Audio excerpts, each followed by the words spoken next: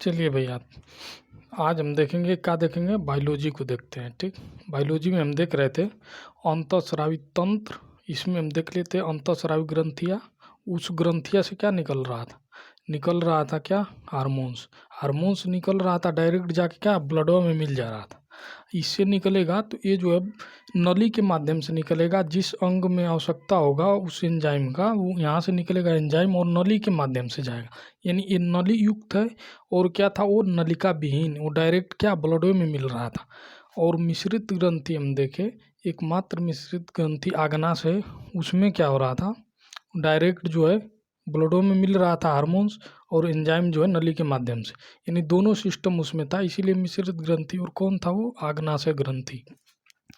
तो चलिए आज हम देखेंगे बहिस्रावी ग्रंथियाँ। तो बहिस्रावी ग्रंथि ये क्या होती है, नलिका युक्त, यानी इनमें नली रहेगा, यानी हमें पाइप लगा है। ठीक, ये में पाइप लगा है। ठीक, ये जो भी ग्रंथि इसमें हम पढ़ेंगे उसमें पाइप लगा रहेगा और जिस अंग में जो है एंजाइम की आवश्यकता होगी, यहाँ से निकलता है एंजाइम, वो जो है उसी अंग में जाएगा और क्या रिएक्शन करेगा। ठीक, तो यहाँ से क्या निकलेगा, एंजाइम निकलेगा। देखिए यहाँ से निकलेगा एंजाइम।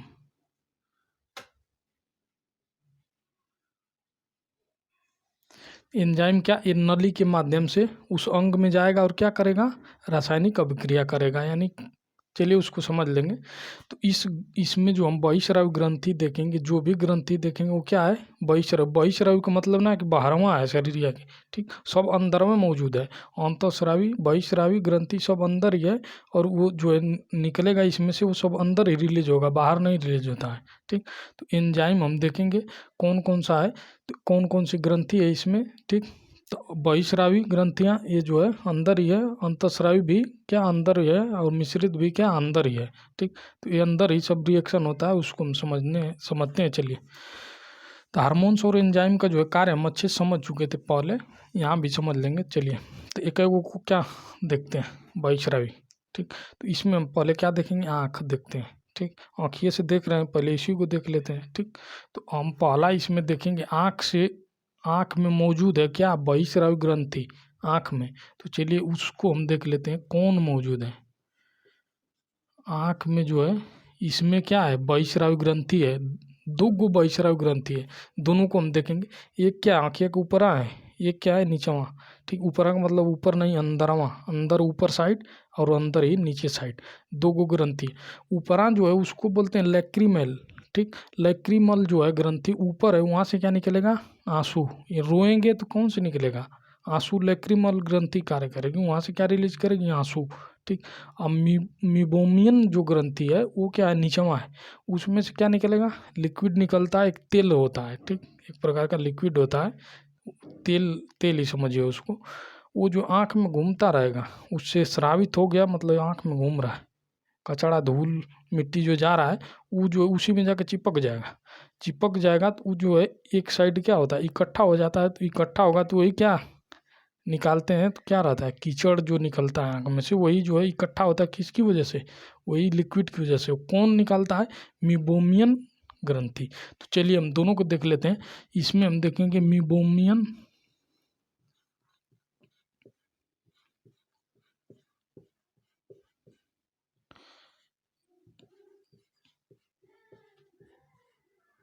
ये पहला हम देख लिए, इसमें मीबोमियन हो गया।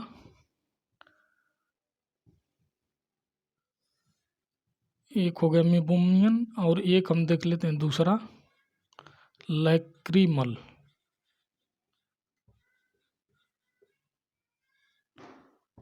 ठीक, तो यहाँ से क्या निकलेगा, यहाँ से निकलेगा एक प्रकार का क्या, तेल। तेल क्या करेगा, ये जो है अपने में जो है धूल मिट्टी को क्या इसी में जाके पूरा जो है फंस जाएगा, इसी के पास जो है इकट्ठा हो जाएगा, तो क्या बन जाता है, कीचड़। ठीक, और लैक्रीमल से क्या निकलेगा, यहाँ से निकलेगा आंसू, यहाँ से स्रावित होगा आंसू। ठीक, चलिए अब हम सेकंड नंबर पे देखते हैं। आँख से दो निकल गया, मीबोमियन और जो है लैक्रीमल। यहाँ से निकला लिक्विड निकला एक प्रकार का, जो क्या करता है, कीचड़ को बनाता है। यहाँ पे जो है लेक्रिमल से क्या निकला, आंसू। यहाँ के जो है ऊपर वाले में क्या है लेक्रिमल, नीचे वाले में क्या, मिबोमियन। ठीक, दोनों आपको याद हो गया होगा अच्छे से। चलिए अब दूसरा हम देखते हैं, कानों को देखते हैं। कानों में ग्रंथि मौजूद है बहिःस्रावी। ठीक, तो उसका क्या नाम है, सेरुमन ग्रंथि। देखिए दूसरा जो है सेरुमन,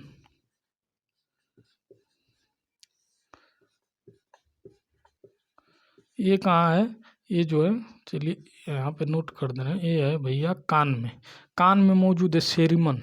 सेरुमन जो क्या करती है, ये जो कान कान में जो है मैल का निर्माण करती है, यानी जो हम देखते हैं निकालते हैं क्या, खूंट निकालते हैं, वो क्या यही बनाती है। तो ये जो है मैल, मैल का जो है क्या निर्माण करती है, यानी खूंट का निर्माण करती है, जो क्या करता है, कानों की रक्षा के लिए क्या होता है, उत्तरदायी होता है। ठीक, तो ये जो है सेरुमन ग्रंथि है, ये क्या बनाएगी, कान में ये खूंट का निर्माण करती है मैल का। ठीक, अब चलिए दो हो गया, तीसरा का देख लेते हैं, वसामय ग्रंथि। देखिए तीसरा हम देखेंगे वसामय।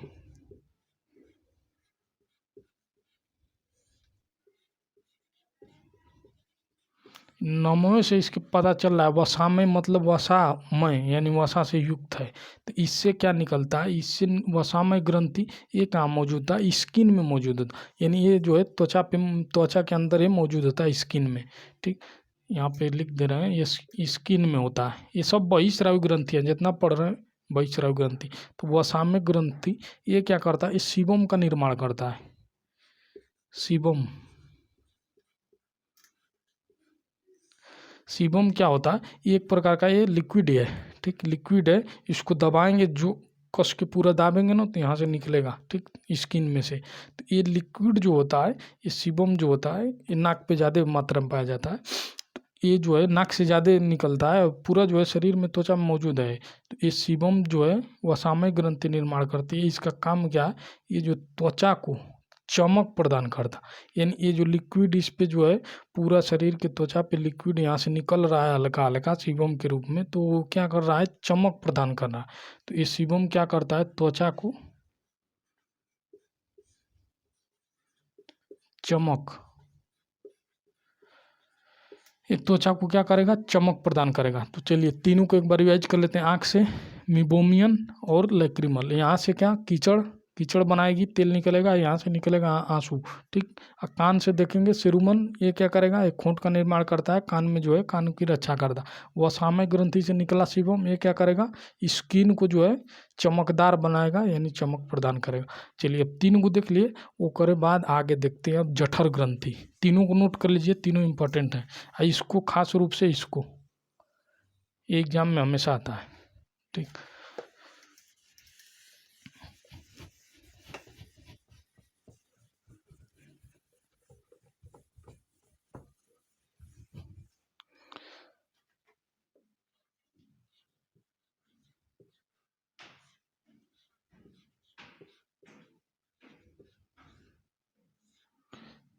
चलिए ये देखते हैं यहाँ पे जठर ग्रंथि। चलिए इसको हम समझ, ये तो डाइजेशन सिस्टम में अच्छे से इसको देख लिए थे, लेकिन एक बार फिर रिवाइज कर देंगे। चलिए जठर ग्रंथि ये कहाँ से निकलता है, आमाशय से। पेट को ही क्या, पेटवे आमाशय है। ठीक, जो पेट निकला है वही क्या होता है, आमाशय ही होता है। तो ये उसी पेट में क्या, वहीं से निकलता है क्या, जठर ग्रंथि होती है उसी में, और उसी से क्या निकलता है, जठर रस, यानी यहाँ से निकलेगा जठर रस। जठर रस में क्या मौजूद होता है, इसी में HCl होता है। ठीक, इसी में पेप्सिन होगा, रेनिन होगा, गैस्ट्रिक लाइपेज होगा, और क्या होगा, म्यूकस। तो चलिए हम सबको एक देख लेते हैं, इसका कार्य हम देख लेते हैं सबका। देखिए पहला इसमें क्या मौजूद होता है, म्यूकस। देखिए दूसरा हम देखेंगे इसमें होता है पेप्सिन, और इसमें तीसरा देखेंगे होगा क्या, रेनिन, और यहाँ पे होगा गैस्ट्रिक, इसी तरह होगा लाइपेज। ऐसे सौ रहेगा कि आधा रहेगा, चलिए इसको समझिएगा। ठीक, तो यहाँ पे देखिए म्यूकस है, पेप्सिन है, रेनिन है, गैस्ट्रिक लाइपेज। ठीक, इसी में क्या मौजूद होता है, HCl भी होता है। चलिए HCl, ठीक। देखिए तो इस HCl जो है सबसे खतरनाक है, ठीक। ये खतरनाक जो है रसायन है, इसमें यदि उंगली डाल दिए, मान लीजिए कांच के गिलास में HCl रखा हो, उसमें उंगली डाल दिए तो पूरा क्या होगा, जल के खत्म हो जाएगा, इतना ही खतरनाक है। तो भैया पेटवा में है तो पेटवा में क्यों नहीं जला रहा है, तो उसका भी रीज़न है। ये क्या करता है, ये म्यूकस जो होता है ये पेट में जो है ये लिक्विड के रूप में होता है म्यूकस, ये जो है चिपचिपा टाइप का होता है। ये जो है क्या करता है, ये सीएल से जो है आमाशय की दीवारों को बचाता है, ये नहीं रहेगा। ये सीएल क्या करेगा, पेट उट गला देगा, खत्म आमाशय, ठीक। तो ये जो है म्यूकस ये क्या करता है, उसको रोक के रखता है। उसके बावजूद जो भोजन ले रहे हैं तभी जो है इसका जो है स्राव भी होता है, ये म्यूकस जो है इसको रोक पाता है। अब उसी समय ये भी रिलीज होता है, जब भोजन भी नहीं लेंगे तो क्या होगा, खाना ही नहीं खाएंगे तो ये सीएल रिलीज होगा, कितना म्यूकस उसको रोकेगा, ठीक। तो ये क्या करता है, जब भोजन नहीं लेते हैं ज़्यादा टाइम तक तो ये सीएल रिलीज होगा, और रिलीज होगा, म्यूकस बेचारा रोक ही नहीं पाया, पेटवा क्या करेगा, आंतरिक दीवारों को नष्ट करना शुरू कर देगा ये, ठीक। ये बचा नहीं पाएगा, भोजन है तो ये प्रोटेक्ट करेगा, नहीं है तो ये नहीं कर पाएगा।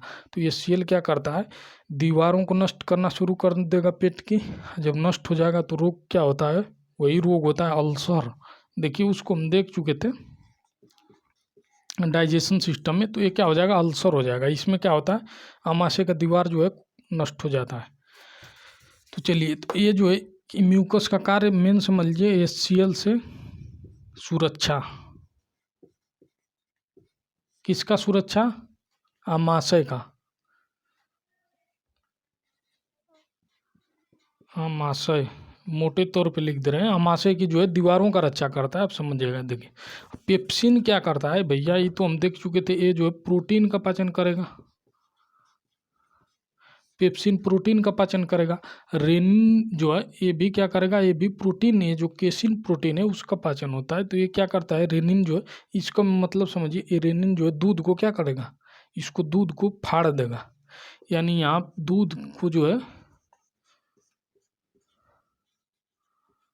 इतना समझ जाएंगे हो जाएगा काम, फाड़ता है, ठीक। यानी दूध को फाड़ता है, यानी दही के रूप में दूध जो है पूरा प्योर लिक्विड है, ये जो उसको फाड़ देगा तो उसमें क्या दही टाइप बन जाएगा।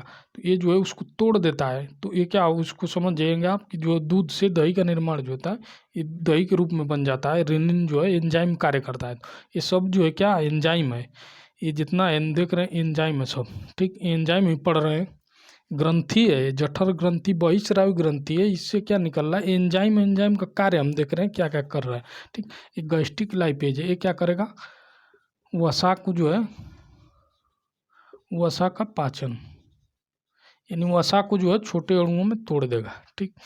तो ये जो है पूरा टोटल हम देखते हैं कि आमाशय में भोजन 4 घंटे तक रहता है, 4 घंटा में ये पूरा जो है काम होता है, या शेयर रिलीज होता है, पूरा जो भोजन का माध्यम क्या हो जाता है, अम्लीय, यही में जो है प्रोटीन है और जो कार्बोहाइड्रेट है वसा है, इसी में जो घोरा मोरा के फिट हो जाता है, पेस्ट तैयार हो जाता है। तो उतना भाई उतना बारीक नहीं होता है कि इससे जो है पोषक तत्व अवशोषित हो जाए। इसके बाद जो है ये छोटे रूप में टूटा है, ये जो है सब जटिल पदार्थ है, ये जो है प्रोटीन जटिल पदार्थ है, इसका पाचन हुआ उसके बावजूद अभी जटिल है। ये जो है लास्ट में हम देखेंगे ये मोनोसेक्राइड में जब टूटता है तब एकदम पूरा सरल हो जाता है, ये हम वहाँ से आसानी से क्या इससे पोषक तत्व निकल जाता है, अभी नहीं निकल पाएगा। तो आगे जाएगा छोटी आंत में तो फिर इसमें एंजाइम आएगा, फिर सबको टूटे हुए को तोड़ेगा, तोड़ तोड़ के तोड़ेगा, ठीक। तो ये जो है टूटने के बाद वहाँ से लास्ट में जो है छोटी आंत में ही बिलाई या रसांकुर द्वारा जो है पोषक तत्व तो खींच के ब्लड में मिला दी, ब्लड में पूरा घूम रहा है ब्लड, जो नहीं शरीर पूरा ब्लड हर अंगों में जा रहा है, जहाँ जिसको आवश्यकता प्रोटीन की आवश्यकता है वो प्रोटीन खींच लेगा अंग, ठीक। सेल जिस सेल को जिसकी आवश्यकता है वो ब्लड में से ले लेगा, ठीक। ब्लड पूरा जो है घूम रहा है चारों तरफ। चलिए वो सब चीज़ें हम देख चुके थे पीछे, तो यहाँ हम देख लिए। चलिए जठर ग्रंथि में हम देख लिए सब जो है। चलिए अब आगे हम नेक्स्ट देखते हैं, जठर ग्रंथि हो गया, ये करे बाद देखते हैं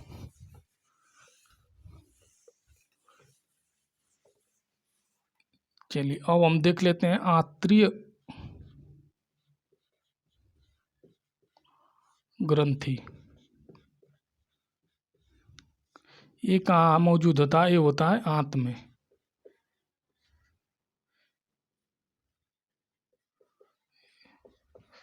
ठीक, छोटी आंत में जो है मौजूद होता है आंतरिक ग्रंथि।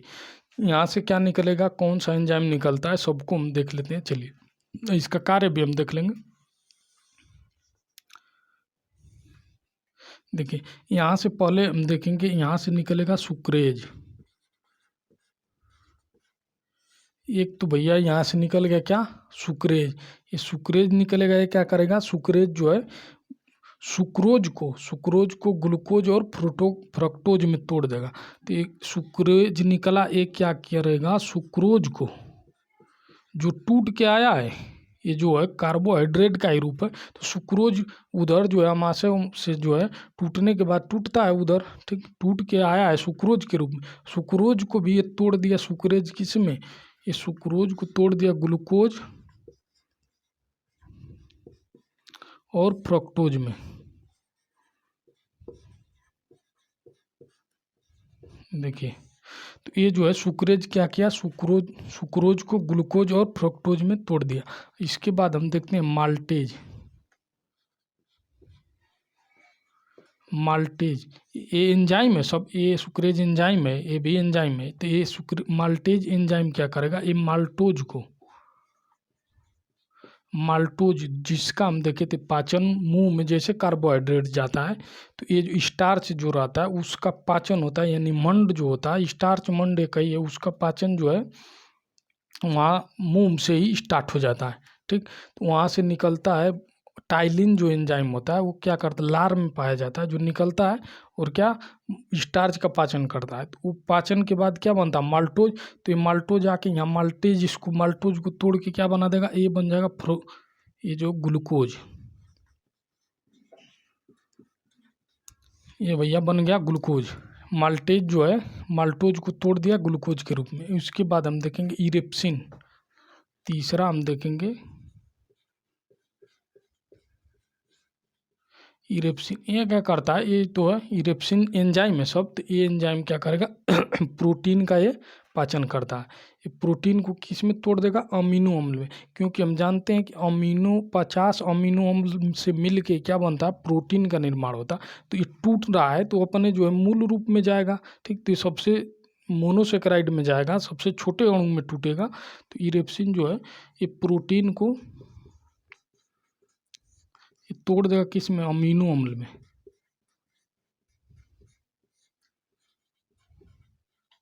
हम देखे थे 50 गो अमीनो अम्ल मिलेगा, 50 गो मिलेगा तो ये प्रोटीन बनेगा। ये प्रोटीनवा को तोड़ दिया छोटे छोटे अणुओं में, 50 गो अमीनो अम्ल में टूट गया। यानी पूरा प्रोटीन को ये छोटे छोटे अणुओं में तोड़ देगा कौन, इरेप्सिन। अब प्रोटीन को हम देखे पहले से टूटते हुए आ रहा है, वहाँ पे भी देखे अमाशय में भी ये टूट चुका था। ठीक, चलिए इसके बाद इरेप्सिन हो गया। उसके बाद हम देखेंगे लाइपेज। लाइपेज क्या करता है, देखिए ये सब लाइपेज, ये छोटी आंत से सब एंजाइम निकल रहा है। लाइपेज जो है वसा को तोड़ देगा किस में, वसी अम्ल, वसी अम्ल प्लस इसमें तोड़ देगा ग्लिसराल में। देखिए लाइपेज जो है वसा को वसी अम्ल प्लस ग्लिसराल में तोड़ दिया। ठीक, उसके बाद देखते हैं लैक्टेज।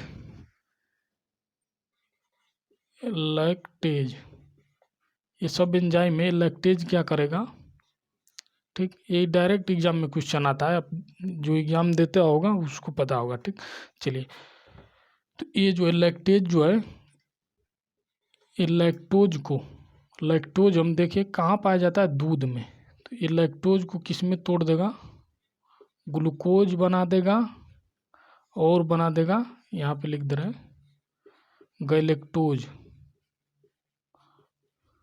चलिए इसको हम अच्छे समझ लिए। ये सब जो है एंजाइम क्या कर रहा है, तोड़ रहा है। ये बहिस्रावी ग्रंथियाँ है, निकल रहा है यहाँ से। तो ये पीछे ये सब चीज़ें हम देख चुके थे कहाँ, डाइजेशन सिस्टम में। यहाँ पे इसलिए मैं नोट कर दिया कि आपका जो है रिवीजन भी हो जाएगा। ठीक, तो यहाँ पे लैक्टोज को क्या होता रहा है, ग्लूकोज और गैलेक्टोज में टूट रहा है। कौन तोड़ रहा है, लैक्टेज। ये सब जो है एंजाइम कहाँ से, छोटी आंत से निकलता है। ठीक, तो चलिए हमारा आंतरिक ग्रंथि भी हम देख लिए। ये क्या है, बहिस्रावी ग्रंथि, यहाँ से जो है इतना एंजाइम निकला। ये जो है कार्य इसका हम देख लिए किस रूप में टूट रहा है। चलिए अब हम देख लेते हैं लार ग्रंथि। इसको जो है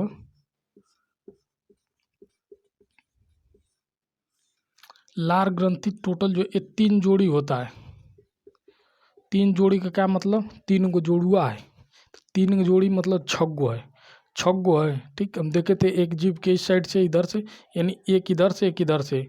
ठीक, यानी एक जोड़ी, एगो एनिया से एगो एनिया से, फिर एगो ऊपरा से एगो नीचवा से, फिर कानवा ओरिया से दुट्ठे इधर यहाँ से। ठीक, तो ये निकलता है लार ग्रंथि। तो ये टोटल कितना है, 3 जोड़ी है, यानी टोटल कितना 6 गो। ठीक, तो 6 गो 3 जोड़ी है, कौन कौन देख लेते हैं। देखिए, तो एक होता है पैरोटिड। पैरोटिड जो है सबसे बड़ी लार ग्रंथि पूछे तो पैरोटिड, बस इतना याद रखना है आपको। दूसरा जो हम देखेंगे सबलिंगुअल, एक होता है सबलिंगुअल, एक सबमेंडिबुलर। ठीक, तो सबमेंडिबुलर, सबलिंगुअल और पैरोटिड, तो 3 जोड़ी है। चलिए नोट कर दे रहे हैं।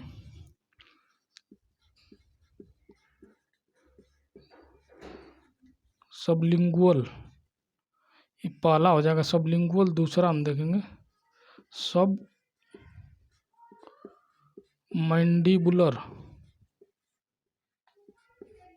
और तीसरा जो है पैरोटिड। ये जो है सबसे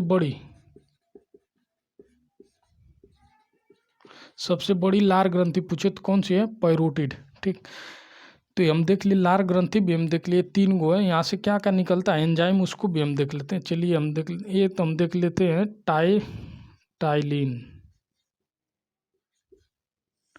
टाइलिन हम देख लिए क्या करता है, स्टार्च का पाचन करता है, मंड का पाचन करता है। ठीक, ये मुंह में ही क्या एग्जाम आता है, क्वेश्चन आता है एग्जाम में। तो एक वो जो कार्बोहाइड्रेट का पाचन कहाँ से स्टार्ट होता है, तो वो जो है मुंह से स्टार्ट हो जाता है, क्योंकि ये स्टार्च जो है कार्बोहाइड्रेट ही है। ठीक, तो स्टार्च को जो है ये माल्टोज में कौन तोड़ देता है, ये टाइलिन। यही माल्टोज को माल्टोज बनाया है, माल्टोज। तो ये माल्टोजवा आके फिर कहाँ टूट रहा है, ये जो छोटी आंत में फिर टूट गया ग्लूकोज में, क्योंकि जो है हमारे बॉडी को ग्लूकोज की ज़रूरत है। कुछ और खाइए वो क्या लास्ट में ग्लूकोज ही उसको चाहिए। ठीक, तो ये जो है टाइलिन और जो है लाइसोजाइम जो होता है,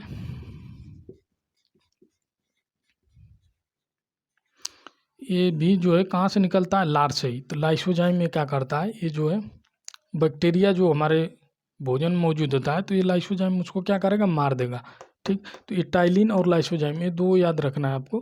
ठीक, चलिए लार ग्रंथि में इसको याद रख लीजिए, ये सबसे बड़ी जो है लार ग्रंथि पैरोटिड, और टाइलिन और माल्टोज। टाइलिन जो है स्टार्च का पाचन, और लाइसोजाइम जीवाणुओं को मारेगा। ठीक, चलिए अब नेक्स्ट हम देख लेते हैं। चलिए इतना नोट कर लीजिए, आगे इसके हम देखते हैं।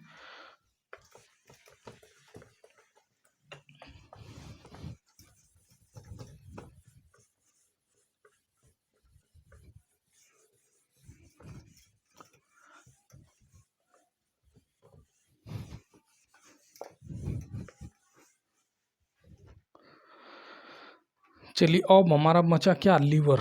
लीवर को हम अच्छे से पीछे डिस्कस कर चुके थे लीवर के बारे में, तो चलिए यहाँ पे भी देख लेते हैं थोड़ा सा। यकृत, ये जो है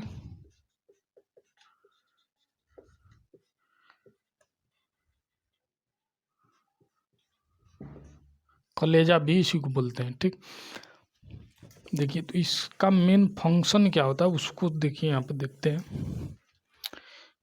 यकृत जो होता है, ये लीवर, ये जो है कुफर सेल इसमें पाया जाता है। कुफर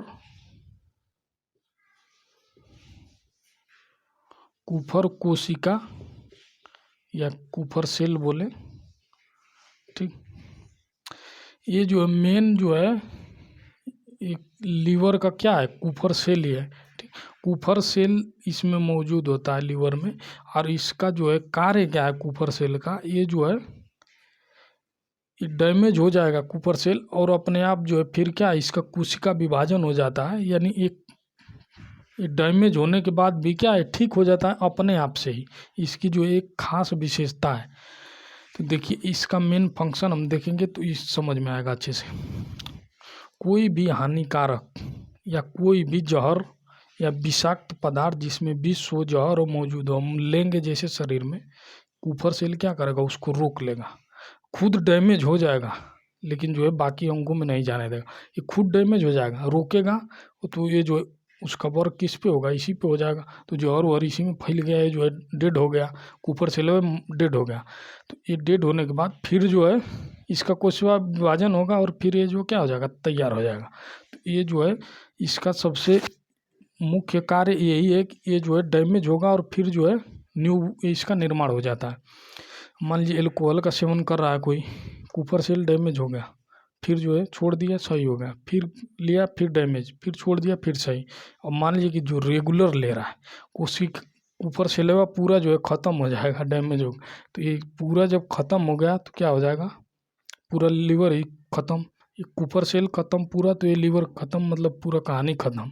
ये पूरा इसमें इतना इम्पोर्टेंट है बॉडी के लिए, ये लगभग जो है सभी क्रियाओं में ये जो है भाग लेता है। और ये सबसे महत्वपूर्ण अंग बॉडी का कोई है तो ये लीवर है। उस कैसे है उसको हम समझेंगे, इसका कार्य देखेंगे तो समझ में आएगा। चलिए अब हम स्टार्ट करते हैं। देखिए पहला देखेंगे, ये जो है इसमें क्या मौजूद होता है, ग्लाइकोजन। इसमें स्टोर होता है ग्लाइकोजन। ये ग्लाइकोजन क्या है, ये ग्लूकोज से ही बनता है ग्लाइकोजन। कैसे बनता है तो हम देखे थे, मिश्रित ग्रंथि देखे थे, तो उसमें हम देखे थे क्या, अग्नाशय। तो अग्नाशय में क्या था, सेल था पूरा जो है, लैंगरहंस की दीपिकाएँ हम पढ़े थे, तो उसमें हम देखे थे alpha cell, beta cell, gamma cell, PP cell. ठीक, तो बीटा जो सेल था उससे निकल रहा था क्या, इंसुलिन। इंसुलिन का कार्य क्या था, ब्लडवा में जब भी शुगर का लेवल बढ़ेगा, यानी शुगर बढ़ गया, यानी कार्बोहाइड्रेट, मान लीजिए कार्बोहाइड्रेट कब जो है पाचन होता है तो क्या, ग्लूकोज, यानी ग्लूकोज बन के पूरे लीवर में मिल रहा है, वही जो है शर्करा है। तो वो जो है शर्करा का लेवल बढ़ेगा, जैसे ज़्यादा होने लगेगा, इंसुलिन एक्टिव हो जाएगा। वो क्या करेगा, उस शर्करा को क्या करेगा, शर्करा या ग्लूकोज बोलिए एक ही चीज़ है। ठीक, तो उस ग्लूकोज को क्या करेगा या शर्करा को वो कन्वर्ट कर देगा किस में, ग्लाइकोजन के रूप में। वो शर्करवा को जो है ब्लडवा में से खींच के ले क्या कर दिया, ग्लाइकोजन बना के कहाँ, ये जमा हो गया कहाँ, लीवर में। तो ये लीवर में स्टोर हो गया। और जब ब्लड में कमी हो गई किसकी, शर्करा की, तो कहाँ से आएगा, ये ग्लाइकोजनवा इसमें स्टोर है लीवर में। ठीक, तो ये जो है उसमें एल्फा सेल जो होता है उससे निकलता है ग्लूकेगॉन। ग्लूकेगॉन उससे निकलता है। तो ग्लूकेगॉन क्या करेगा, उस ग्लूकेगॉन इस ग्लाइकोजनवा को क्या करेगा कि कन्वर्ट कर देगा फिर ग्लूकोज में और मिला देगा ब्लड में। ठीक, तो ये चक्र है एक, ग्लूकोज ग्लाइकोजन ग्लूकोज, फिर ग्लूकोज ग्लाइकोजन, ये घूमता रहता है और जो है सब मैनेज होता है, ये सिस्टम से एक चलता है। तो सब हम देखे थे मिश्रित ग्रंथि में। तो ये जो है ग्लाइकोजन कहाँ स्टोर रहता है, ये एग्जाम में आएगा तो कहाँ, लीवर में। इसका फंक्शन हम देख चुके हैं अच्छे से, यहाँ भी बता दिए। चलिए, और ये इसका कार्य का, ये जो है पित्त रस का निर्माण करता है।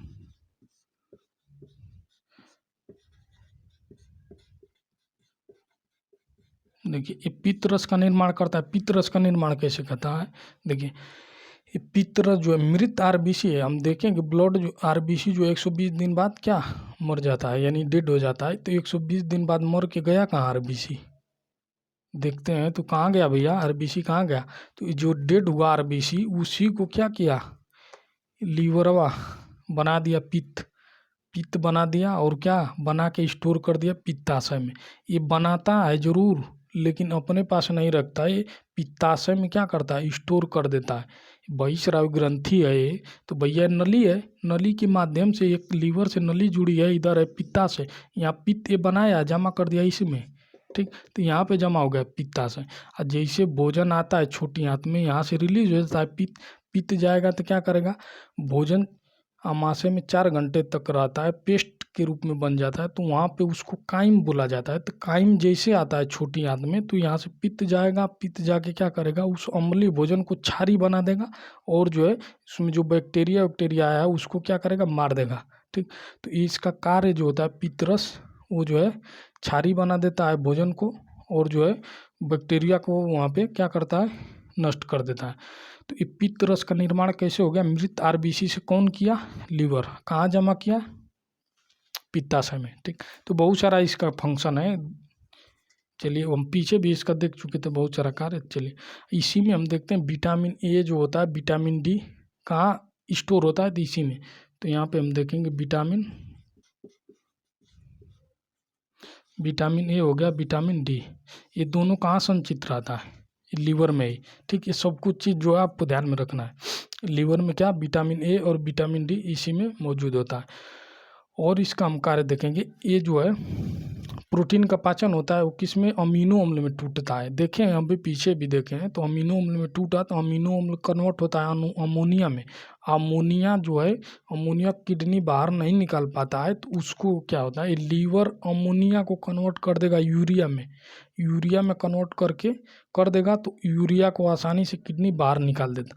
और एक चीज़ यहाँ देखिए, जब ये इसमें कुफर सेल है, इसमें आ रहा है कोई भी विष वाला चीज़, तो उसको जो अविषैला बना दे रहा है, एक लीवर ही बना रहा है अविषैला, और उसको क्या यूरिन के माध्यम से रिलीज भी कर देता है। ठीक, हानिकारक चीज़ों को, तो ये जो है रोक लेता है। कोई अन्य चीज़ आया हानिकारक बॉडी के लिए, तो ये जो है लीवर ही डैमेज हो जाएगा, क्योंकि डैमेज होगा, जानता है कि सही हो जाएगा फिर, तो ये अपने आप खुद डैमेज होगा, बाकी जो है सबको बचा लेगा शरीर को।